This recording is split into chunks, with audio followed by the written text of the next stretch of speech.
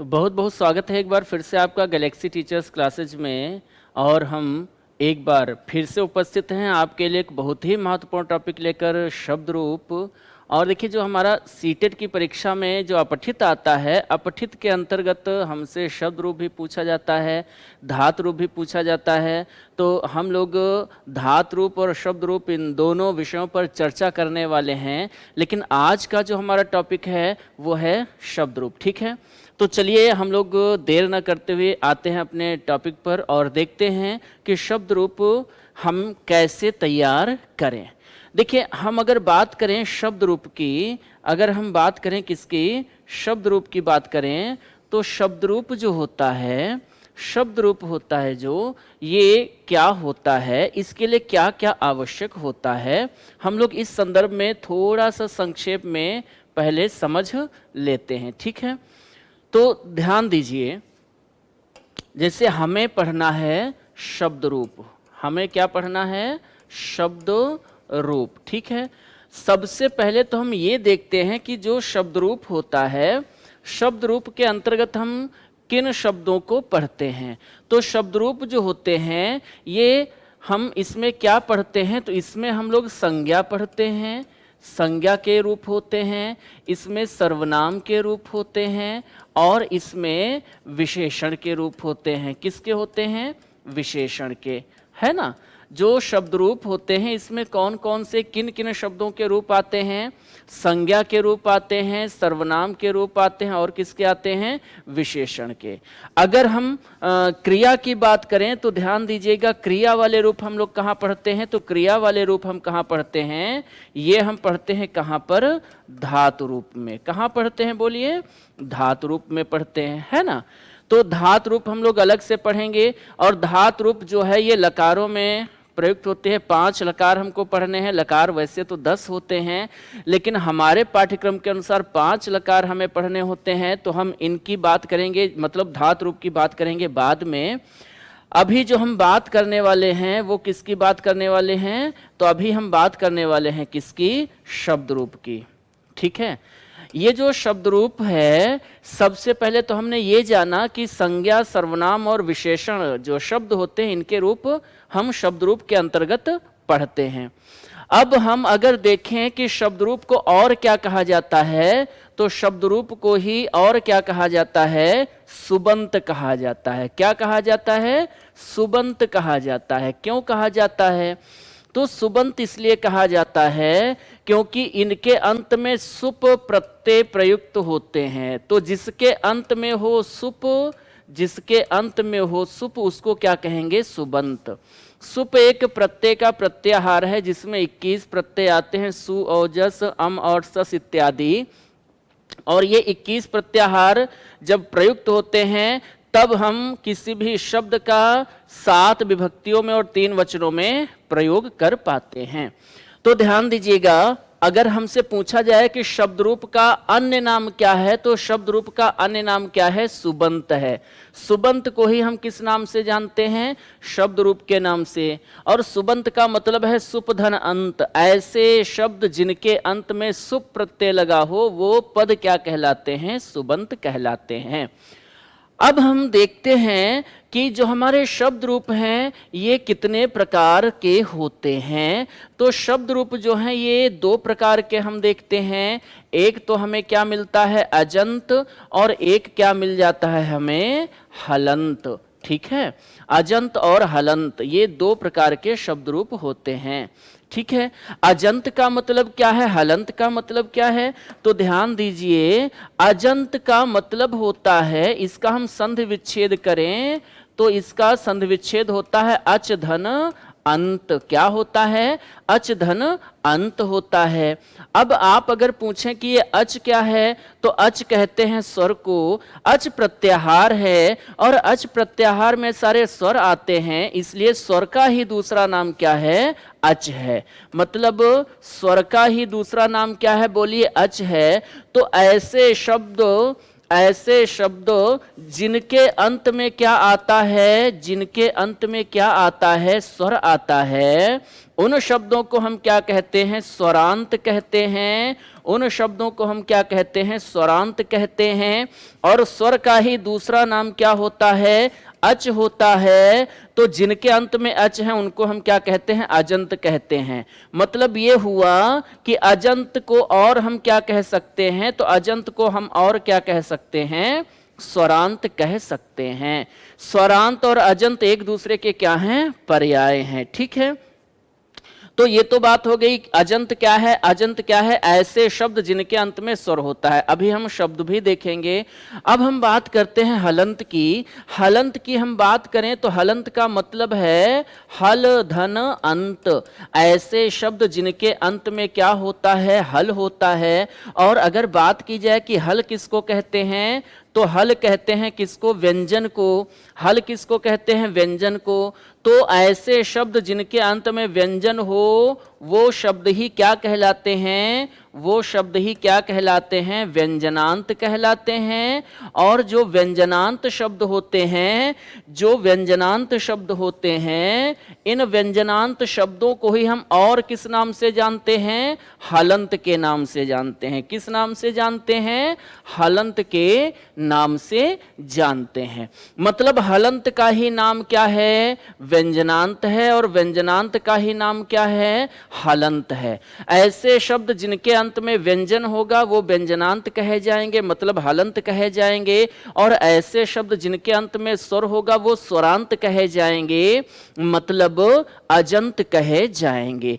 कौन से ये शब्द होते हैं, तो कौन से शब्द होते हैं ये, उसको हम लोग देख लेते हैं। ध्यान दीजिए, जैसे लिखा हुआ है बालक, जैसे लिखा हुआ है राम, जैसे लिखा हुआ है सूर्य, जैसे लिखा हुआ है चंद्र, जैसे लिखा हुआ है पुस्तक, और जैसे लिखा हुआ है फल, और जैसे लिखा हुआ है जल, या जैसे लिखा हुआ है लता, या जैसे लिखा हुआ है रमा, है ना। ये इतने शब्द हमने लिखे। अब ये जो भी शब्द हैं आप देखिए इनके अंत में क्या है, स्वर है कि व्यंजन है। तो आप देख रहे होंगे बालक शब्द है हमारा, बालक के अंत में क्या आया है, स्वर आया है, व्यंजन आया है। तो बालक के अंत में हमारा कौन सा वर्ण है, स्वर है। और स्वर में भी कौन सा स्वर है, छोटा आ है। और छोटा आ है तो हम संस्कृत वर्णमाला में वर्णों का उच्चारण प्रत्यय लगा करके करते हैं। रा के साथ इप प्रत्यय लगता है। ध्यान दीजिए, दो प्रत्यय होते हैं वर्णों के, एक होता है कार और एक होता है इफ। और इफ लगता है रा के साथ तो रा क्या कहलाता है, रेफ। अन्य वर्णों के साथ कार प्रत्यय लगता है, जैसे हम अ के साथ लगाएंगे तो अ क्या कहा जाएगा, अकार। आ के साथ लगाएंगे तो आ कहा जाएगा आकार। और ई के साथ लगाएंगे तो छोटी ई को हम क्या कहेंगे, आज से इकार। अब बालक शब्द जो है, बालक शब्द के अंत में अकार है, मतलब छोटा आ है, और अंत में है, तो बालक शब्द को हम आज से अब क्या कहेंगे, अकारांत कहेंगे। क्या कहेंगे, अकारांत। और ये लिंग की दृष्टि से कैसा है, पुल्लिंग है, तो इसको हम क्या कहेंगे, अकारांत पुल्लिंग कहेंगे। मतलब जिनके अंत में छोटा आ हो वो हमारे अकारांत हैं, और लिंग की दृष्टि से ये पुल्लिंग है, तो इसको हम क्या कहेंगे, अकारांत पुल्लिंग कहेंगे। अब देखिए, राम के अंत में भी आ है, सूर्य के अंत में भी आ है, चंद्र के अंत में भी आ है, पुस्तक के अंत में भी आ है, फल के अंत में भी आ है, सबके अंत में आ है। यहां देखिए लता और रमा के अंत में क्या है, दीर्घ आ है। तो ध्यान दीजिए, हम कैसे पहचानेंगे कि कौन शब्द किस में रहेगा, कैसे उसका रूप चलेगा। तो ध्यान दीजिए, बालक है, राम है, सूर्य है, चंद्र है, ये इतने शब्द हमारे क्या हैं, अकारांत पुल्लिंग हैं। लेकिन ध्यान दीजिए, पुस्तक, फल और जल, ये भी, ये पुस्तक है, फल है, जल है, ये भी अकारांत हैं, लेकिन इनका लिंग बदल गया है। ये हमारे हैं तो अकारांत, लेकिन कैसे हैं, नपुंसक लिंग हैं। तो पुल्लिंग के रूप अलग चलते हैं, नपुंसक लिंग के रूप अलग चलते हैं। ठीक है, हमें सबसे पहले यह पहचान करनी है कि शब्द क्या है, कैसा है, लिंग की दृष्टि से कैसा है, अंत में स्वर क्या है। ये हम दोनों शब्द देख पा रहे हैं, इनमें हमको दीर्घ आ दिख रहा है, तो ये हमारे क्या है, आकारांत हैं। और उसके बाद हम अगर इनके लिंग की बात करें तो इनका लिंग क्या है, स्त्रीलिंग है, तो ये हमारे आकारांत स्त्रीलिंग हैं।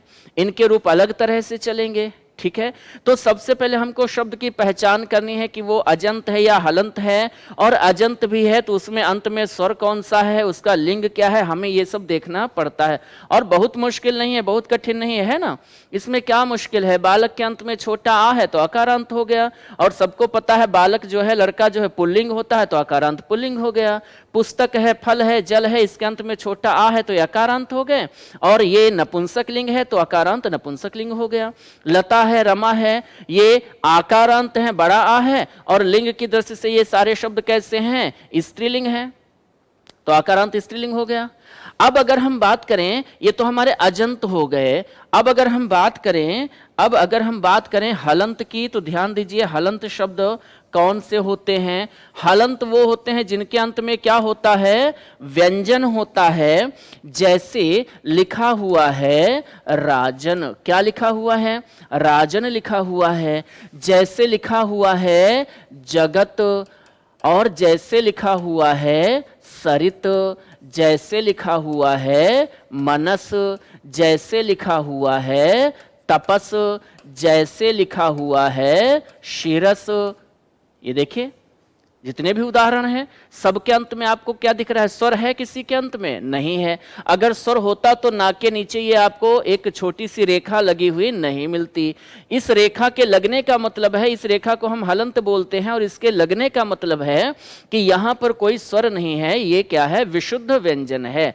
तो जहां पर अंत में व्यंजन होता है वो शब्द हमारे क्या होते हैं, हलंत होते हैं। हलंत को ही हम क्या कहते हैं, व्यंजनांत कहते हैं।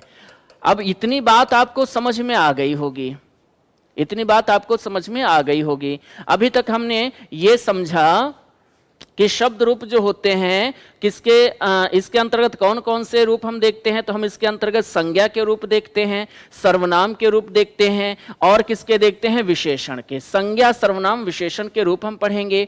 शब्द रूप दो प्रकार के होते हैं, अजंत और हलंत होते हैं। अजंत वो होते हैं जिनके अंत में स्वर होता है, इसलिए इसको हम अजंत भी कहते हैं, स्वरांत भी कहते हैं। हलंत वो होते हैं जिसके अंत में हल होता है, इसलिए इसको हम हलंत भी कहते हैं, व्यंजनांत भी कहते हैं। और शब्द रूप का ही दूसरा नाम क्या है, सुबंत है। क्यों है, क्योंकि इसमें हम लोग सुप प्रत्यय का प्रयोग करते हैं, और सुप प्रत्यय अंत में प्रयुक्त होता है, इसलिए इसको हम क्या कहते हैं, सुबंत कहते हैं।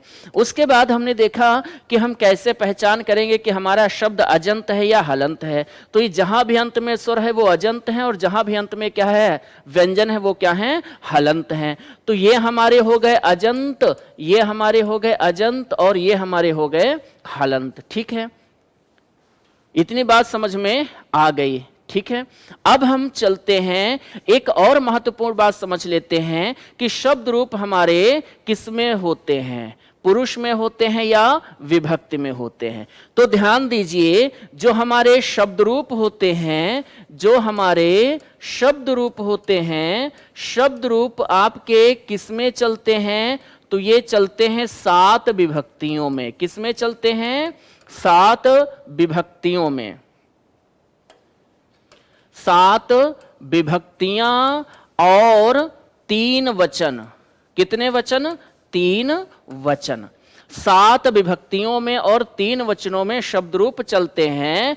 और इस प्रकार से आप किसी भी शब्द के कम से कम 21 रूप देखेंगे, क्योंकि 7 विभक्तियों में और 3 वचनों में चलेंगे तो 7 यहाँ कितने हो जाएंगे, 21 हो जाएंगे। ठीक है, संबोधन में भी संबोधन में प्रथमा होती है, लेकिन उसके भी हम 3 रूप मिला दे तो 24 हो जाते हैं। लेकिन हम 24 ने हम कितने की बात करेंगे, 21 की। ठीक है, तो शब्द रूप जो है ये विभक्तियों में चलते हैं और वचनों में चलते हैं। 3 वचन होते हैं, 7 विभक्तियां होती हैं, प्रथमा, द्वितीय, तृतीया, चतुर्थी, पंचमी, षष्ठी और सप्तमी। ठीक है, अब हम सीधे चलते हैं। हमने जो भी हमें महत्वपूर्ण बातें समझनी थी शब्द रूप के विषय में वो हमने समझ ली। अब हम सीधे चलते हैं कहाँ, शब्द रूप में चलते हैं और देखते हैं हमारा आज का जो पहला शब्द रूप है वो क्या है।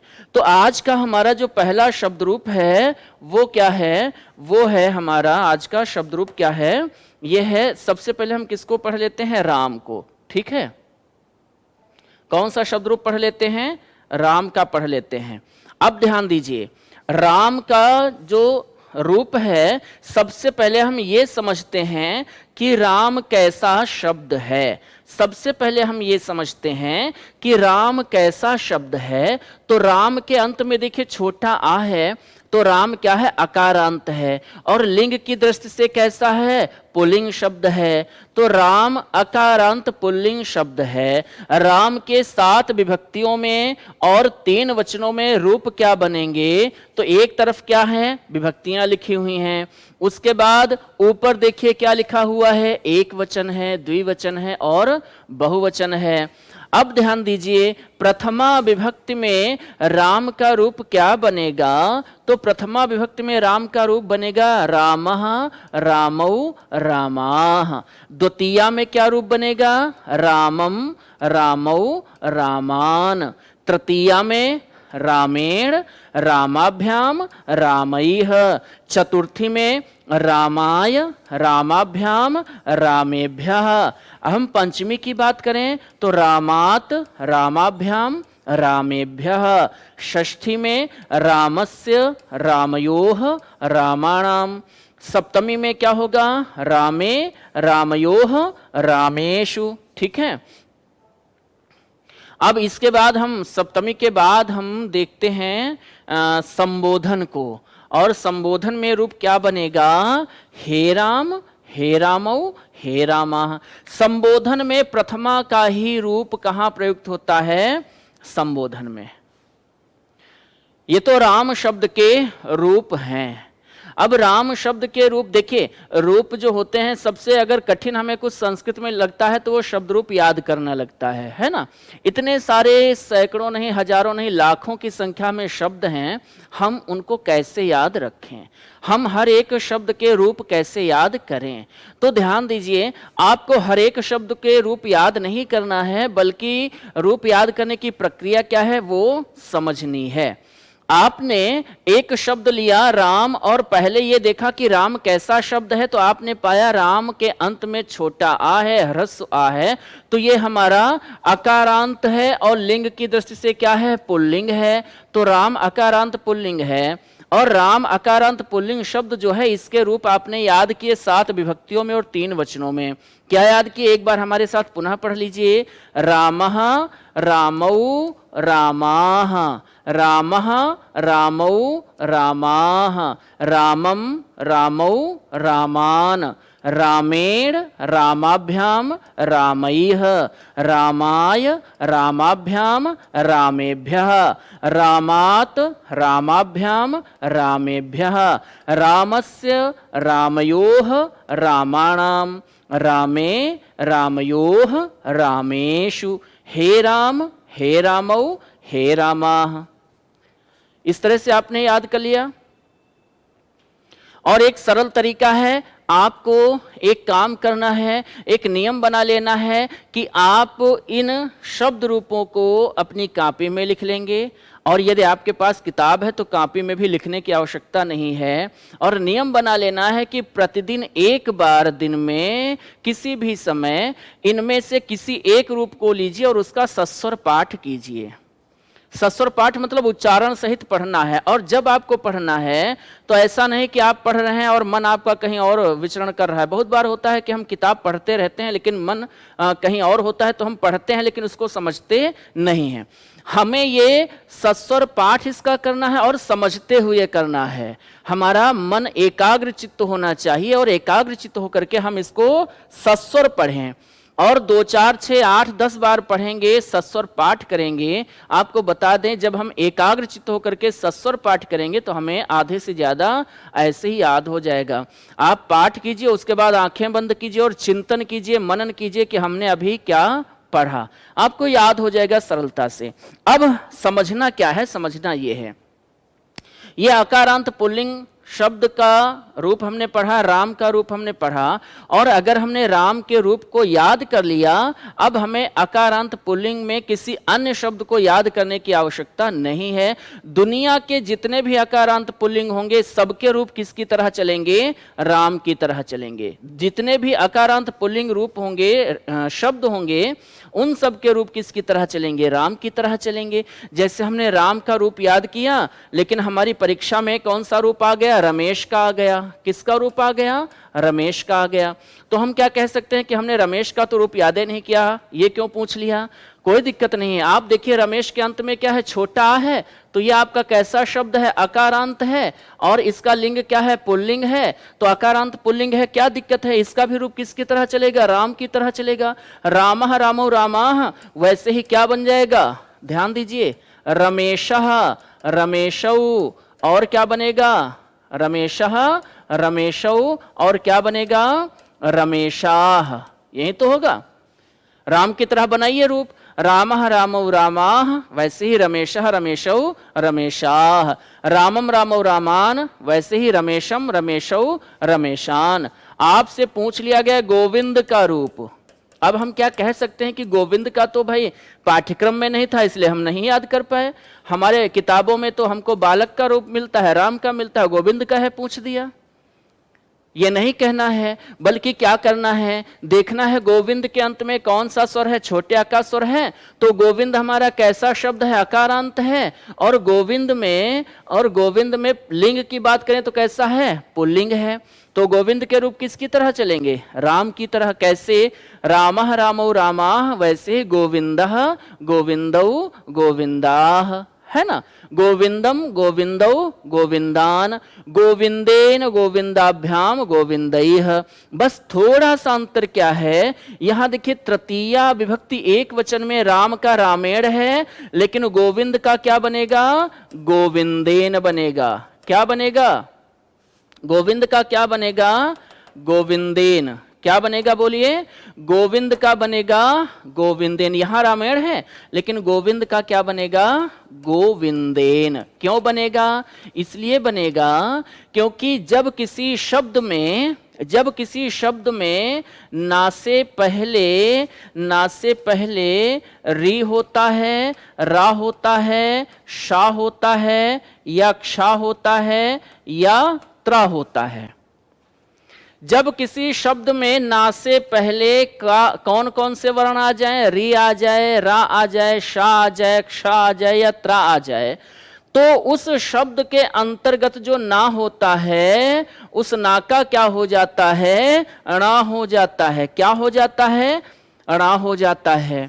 अब देखिए राम शब्द में रा है, और इस शब्द में जब ना आया तो ना के पहले रा आ गया है, इसलिए ना का अणा हो गया। लेकिन गोविंद शब्द में तो ऐसा है नहीं, ना तो गोविंद शब्द में री है, ना रा है, ना शा है, नाक्षा है, ना त्रा है। तो गोविंद में जो ना है उस ना का ना ही रहेगा। बालक शब्द है, बालक का बालकेन हो जाएगा। बालक का क्या हो जाएगा, बालकेन हो जाएगा। अन्य ऐसे शब्द जिनमें रा नहीं है, री नहीं है, मूर्धन्य शा नहीं है, त्र नहीं है, या छत्री वालाक्षा नहीं है, वो सारे शब्द उनमें ना का ना ही रहेगा। कहां रहेगा, तृतीया एक वचन में रहेगा और षष्ठी बहुवचन में रहेगा। लेकिन राम शब्द है, या ऐसे शब्द जिनमें रा है, री है, शा है, ऐसे शब्द उनमें तृतीया एक वचन में ना का अणा हो जाएगा और षष्ठी बहुवचन में ना का अणा हो जाएगा। ठीक है, इतनी बात समझ में आई। तो राम का रूप याद कीजिए, दुनिया के जितने भी आकारांत पुल्लिंग शब्द हैं, चाहे गोविंद हो, सोहन हो, मोहन हो, रमेश हो, दिनेश हो, सुरेश हो, महेश हो, है ना, या कोई भी आकारांत पुल्लिंग शब्द, सिंह है, शशक है, रासव है, जो है मृग है, जितने भी आकारांत पुल्लिंग शब्द होंगे सबके रूप किसकी तरह चलेंगे, राम की तरह। ठीक है, तो राम का रूप याद कर लीजिएगा, और याद करने की आवश्यकता नहीं रहेगी। हम इसी तरह से एक और महत्वपूर्ण शब्द रूप के साथ मिलेंगे अगली क्लास में। तब तक आप लोग इसको याद कीजिए और पढ़ते रहिए, क्योंकि परीक्षा आपकी बहुत ही नजदीक है। धन्यवाद।